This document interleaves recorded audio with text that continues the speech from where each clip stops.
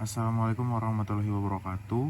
Perkenalkan, saya Baragus Mapadila. Jadi di sini saya akan menjelaskan tentang duodenum. Duodenum merupakan salah satu dari 3 bagian utama pada usus halus dan berbentuk seperti huruf C yang menghubungkan lambung dan dengan usus halus lainnya. Nah, duodenum ini berada di bagian epigastrika dan juga di umbilikalis. Nah, untuk bagian dari duodenum itu terdiri dari 4 pars. Yang pertama ada pada bagian atas, pars superior, yang turun ke bawah ini adalah pars descendens. Selanjutnya ada pars horizontalis. Dan yang terakhir ada pars ascendens.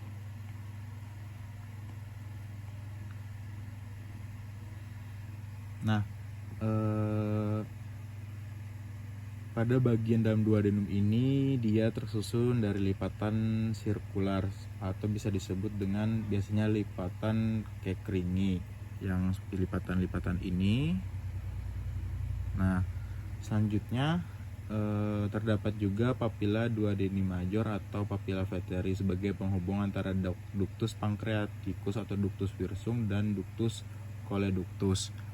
Itu bisa dilihat di bagian sini ya, pada bagian sininya. Nah, mungkin itu saja untuk duodenum. Selain itu juga untuk sistem vaskularisasinya, pada duodenum terdiri atas arteri dan vena yang membagi duodenum menjadi bagian atas dan bagian bawah. Pada bagian atas diperdarahi dari arteri dan vena pancreatico-duodenalis superior, sedangkan pada bagian bawah diperdarahi oleh arteri dan vena pancreatico-duodenali inferior. Mungkin itu saja. Mungkin kita lanjut ke materi selanjutnya. Nah, untuk materi selanjutnya di sini ada struktur intestinum crassum. Nah, bagian dari struktur intestinum crassum itu dibagi menjadi 4 kolon. Yang pertama ada kolon ascendens, ada kolon transversum, ada kolon descendens, dan ada kolon sigmoideum. Untuk bagian kolon yang ascendens itu berada di bagian sini. Nah, pada bagian sini kolon ascendens. Untuk bagian kolon yang transversum itu pada bagian berada pada tengah sini. Kolon transversum. Untuk kolon bagian descendens dia berada bagian pada sini. Nah, pada bagian sini kolon ascendens. Kolon descendens. Dan yang terakhir itu ada pada belokan bawah sini, itu bisa disebut dengan kolon sigmoideum.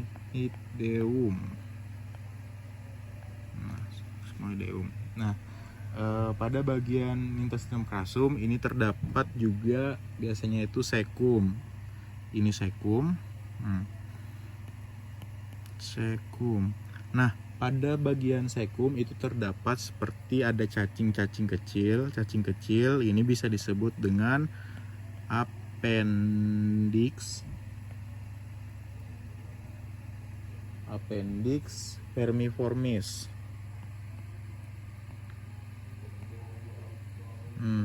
Pada appendix vermiformis itu bisa terdapat kelainan. Nah, kelainannya itu apa? Jadi untuk appendix vermiformis itu bisa terjadinya appendicitis, yang dimana terjadinya radang pada bagian appendixnya. Nah, jadi ada salah satu pemeriksaan yang disebut dengan pemeriksaan titik McBurney, di mana terletak di sepertiga kanan bawah bagian dari bawah pusar terdapat proyeksi dasar appendix vermiformis ini. Lokasi puncaknya appendix ini lebih bervariasi, berproyeksi pada titik lens atau titik transisi antara sepertiga kanan dan 2 bagian sisanya pada garis tersebut.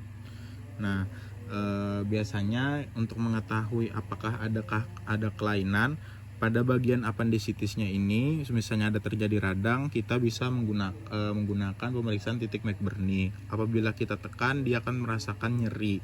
Nah, Dan untuk bagian appendix ini dia berada di cecum. Dan untuk mungkin bisa masuk ke materi selanjutnya. Ya, selanjutnya kita akan masuk ke hati dan juga saluran kantong empedu. Nah, biasanya hati atau kita bisa sebut dengan hepar dan juga kantong empedu atau bisa disebut dengan vesica velea atau vesica biliaris itu terletak pada intraperitoneum di epigastrium kanan. Batas atas hati proyeksi ke kanan dari sela iga keempat, sedangkan kirinya agak lebih dalam pada vena intracostalis. Pundus kantong empedu vesica biliaris berproyeksi menuju garis midclavicular kanan setinggi iga ke-9 dan lobus kiri hati letak di epigastrium kiri. Jadi sekitar garis midclavicular kiri yang berada pada anterior lambung. Nah, selanjutnya hati juga merupakan kelenjar terbesar dan organ metabolik utama pada tubuh, yang dimana hati ini berperan penting pada fungsi kelenjar nanti pada tubuh. Nah, selanjutnya untuk vesica biliaris ini contohnya gambarannya vesica biliaris mirip seperti kantong atau bisa disebut dengan kantong empedu. Nah, biasanya untuk kelainan yang terjadi pada vesica biliaris itu adalah kolesistitis. Kolesistitis itu apa? Dia merupakan sebuah peradangan pada kantong empedu, yang mana untuk kantong empedu ini dia menyerupai sebuah buah pir yang terletak pada sisi kanan area abdomen di balik hati. Jadi kantong empedu ini menyimpan cairan pencernaan yang dialirkan nanti ke usus halus. Seperti kita lihat tadi yang saya bilang di penjelasan sebelumnya, yang bisa kita sebut sebagai zat empedu. Adanya batu empedu yang menghambat aliran zat empedu merupakan penyebab paling sering pada kasus kolesistitis, yang zat empedunya seharusnya mengalir melalui tuba empedu menuju usus halus malah terhambat, maka akan terjadi penumpukan zat empedu di kantong empedu, dan hal inilah yang dapat menyebabkan inflamasi atau peradangan yang menyebabkan kolesistitis. Nah, mungkin itu saja yang dapat saya sampaikan, kurang dan lebihnya mohon dimaafkan. Wabillahi taufiq wal hidayah. Wassalamualaikum warahmatullahi wabarakatuh.